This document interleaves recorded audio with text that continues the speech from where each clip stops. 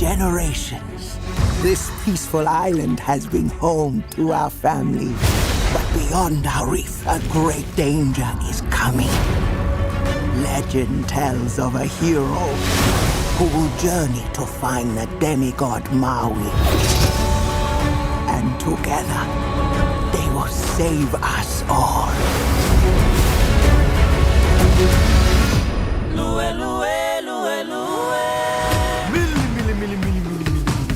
Maui! A boat! A boat!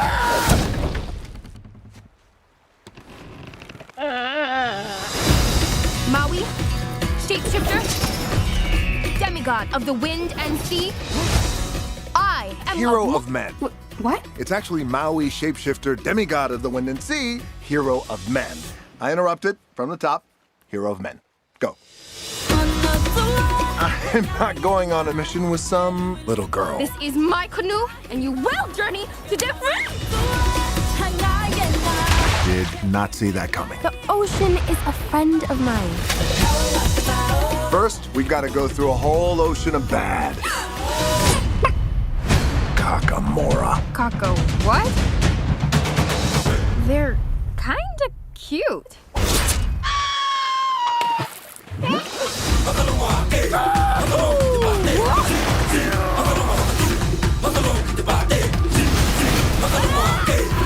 Moana!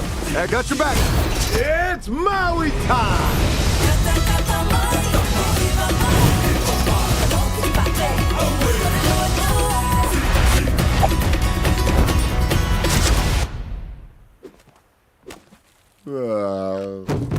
Really? Blow dart in my butt cheek. We're going to the realm of monsters? Don't worry, it's a lot farther down than it looks.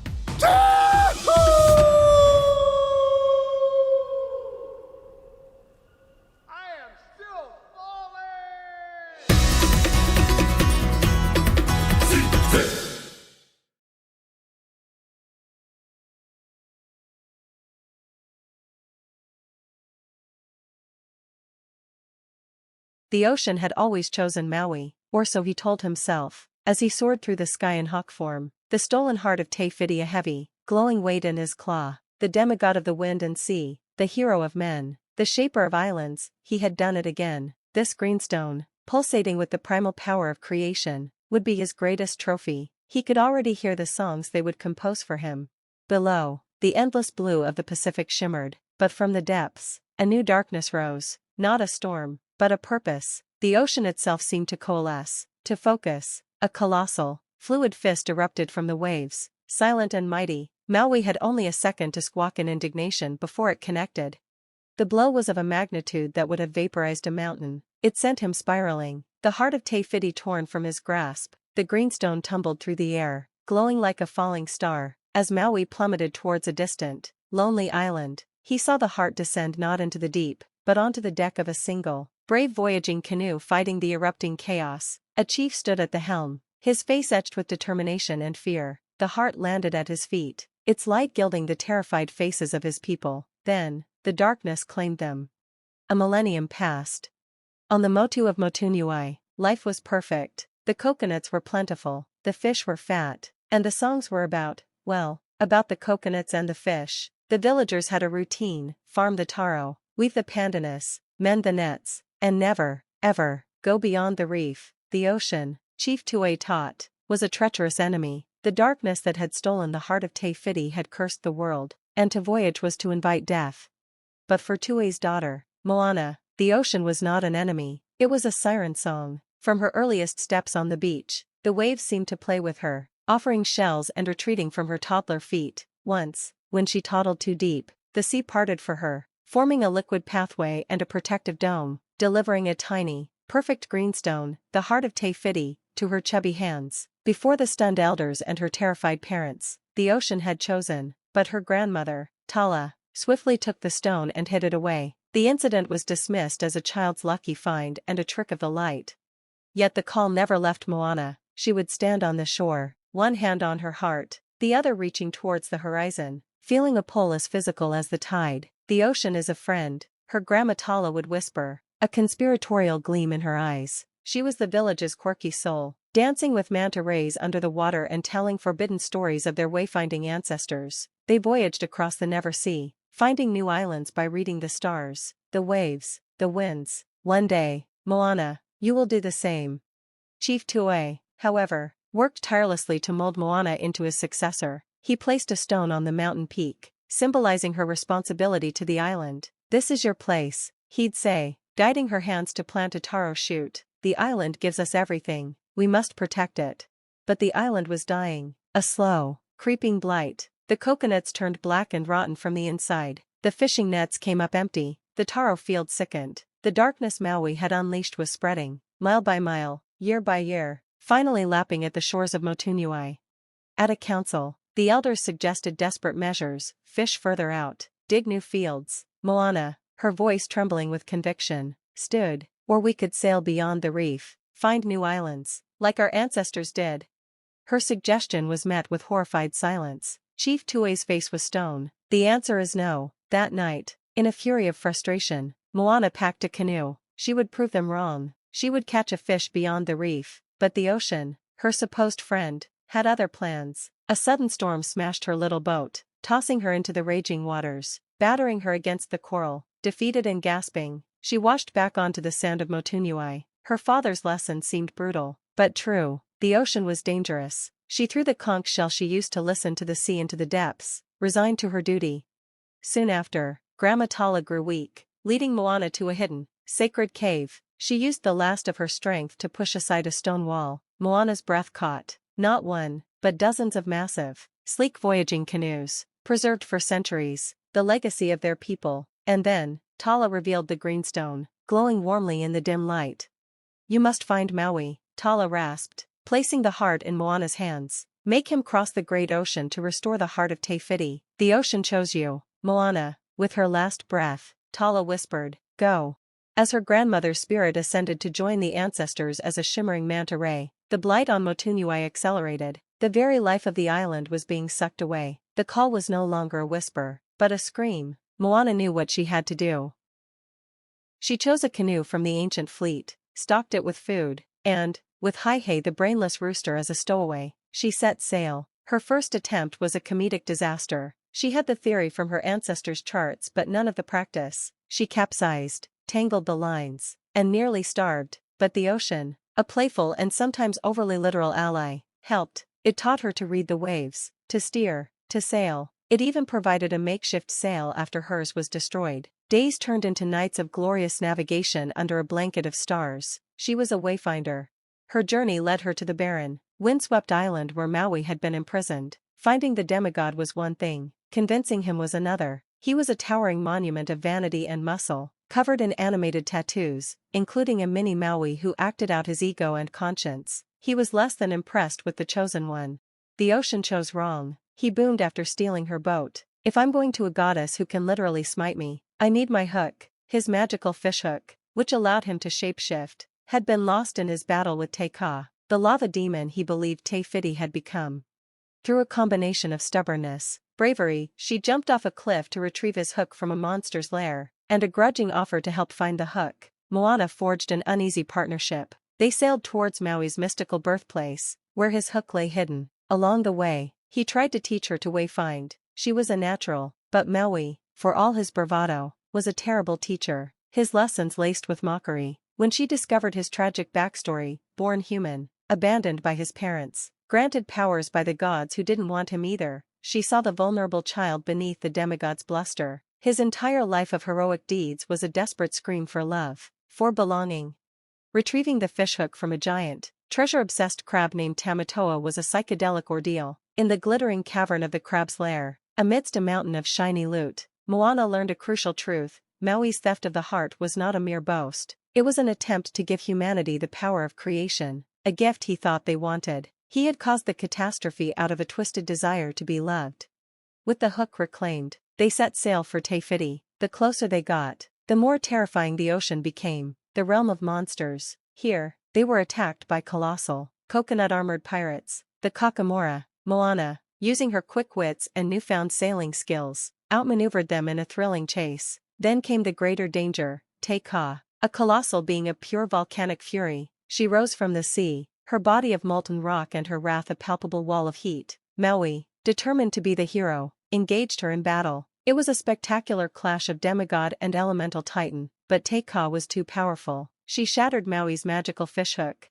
Broken and humiliated, Maui declared the quest over. "Without my hook, I'm nothing," he said, his voice stripped of all its arrogance. He blamed Moana, the chosen one, for his failure. "The gods have given you nothing, you are just a mortal, you will die," and with that, he shapeshifted into a hawk and flew away, abandoning her in the middle of the monstrous ocean.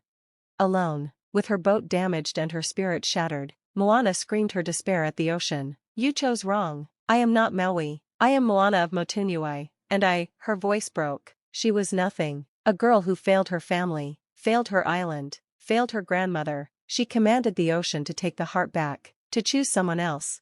As she wept, a shimmering figure appeared, the spectral manta ray, her grandma Tala, gently encircled the canoe. In a wave of comfort, Moana saw her ancestors, wayfinders all, sailing the starry sky. Tala's voice filled the air, not with instruction, but with a question. "Do you know who you are?"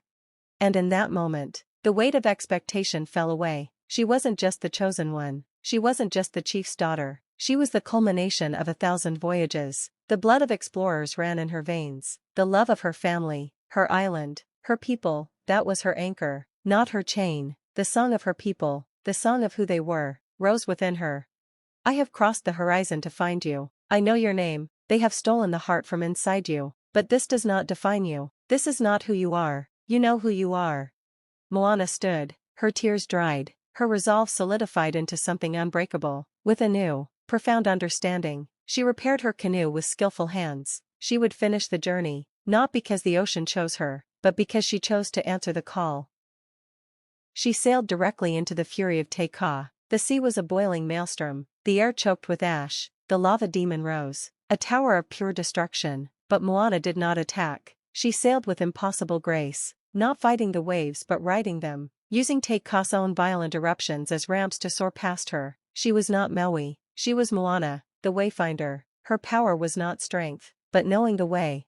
She navigated through the apocalyptic barrier, and there, on the other side, she found not a demon, but a vanished island, a mountain of lush green, silent and still. Te Fiti was gone. The heart was not just a stone, it was her very essence. Moana understood with a shock of clarity. Te Ka was Te Fiti. The goddess wasn't missing. She was the rage, the pain, the emptiness left behind. At that moment, Maui returned, not with a perfect hook, but with a broken one. Not as an invincible demigod, but as a partner. "I'm here," he said, simple and true. "What's your plan?" "We don't fight her," Moana said, her eyes on the raging Te Ka approaching. "We sail to Te Fiti. I know how." In a breathtaking sequence, Maui distracted the demon, his shape-shifting now a courageous dance of self-sacrifice, while Moana sailed her canoe directly up the slope of the dormant mountain. Te Ka gave chase, a tsunami of molten rage. At the summit, Moana stood before the empty, scarred place where the heart belonged. Te Ka loomed over her, a fist of magma raised to strike. Moana did not flinch. She looked past the fury, into the core of the pain. She saw not a monster, but a wounded goddess. With a calm that stilled the very air, she began to sing. "I have crossed the horizon to find you." Te Ka's fiery hand hesitated. "I know your name." The molten rock began to cool, the violet light softening. Moana walked forward, not away from the blow, but towards the creature. "Let me help you," she whispered, gently. She pressed the glowing greenstone against Te Ka's forehead, right where the spiral of Te Fiti's heart would be. The effect was instantaneous and beautiful. The crackling, blackened rock softened into smooth, verdant green. The violent spikes melted into graceful curves. The fire dimmed, replaced by the gentle glow of life. Where the monstrous fist had been, a serene, greenstone face emerged. Te Ka had transformed. No, she had been restored. She was Te Fiti. The goddess looked at Moana, her eyes full of ancient peace and profound gratitude. She leaned down, and Moana placed the heart back into the spiral cavity in her chest. A wave of pure creation energy exploded outwards. Silent and lush, green life raced across the ocean, healing the blight, restoring the islands. On Motunui, the villagers watched in awe as the blackened coconuts swelled green and healthy, and the fish leaped in abundance.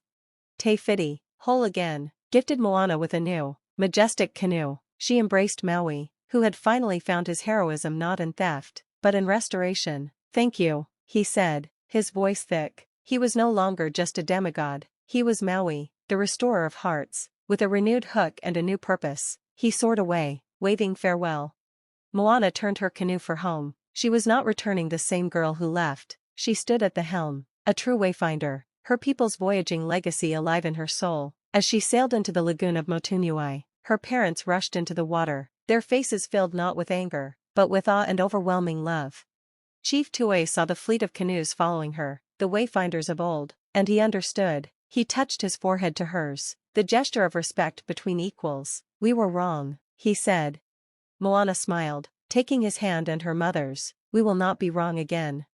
That night, and for countless nights after, the people of Motunui prepared not just to stay, but to voyage. Under Moana's leadership as their chief, they rebuilt the great double-hulled canoes. They learned to read the stars, the waves, the winds. The heart of Te Fiti beat strong in the world, and the heart of wayfinding beat strong in her people once more. Moana stood on the new prow of her canoe, Haihei pecking obliviously at her feet. She looked at her family, her people, ready to explore. She looked to the endless, welcoming horizon. The ocean had chosen her, yes, but more importantly, she had chosen herself, and her story was just beginning.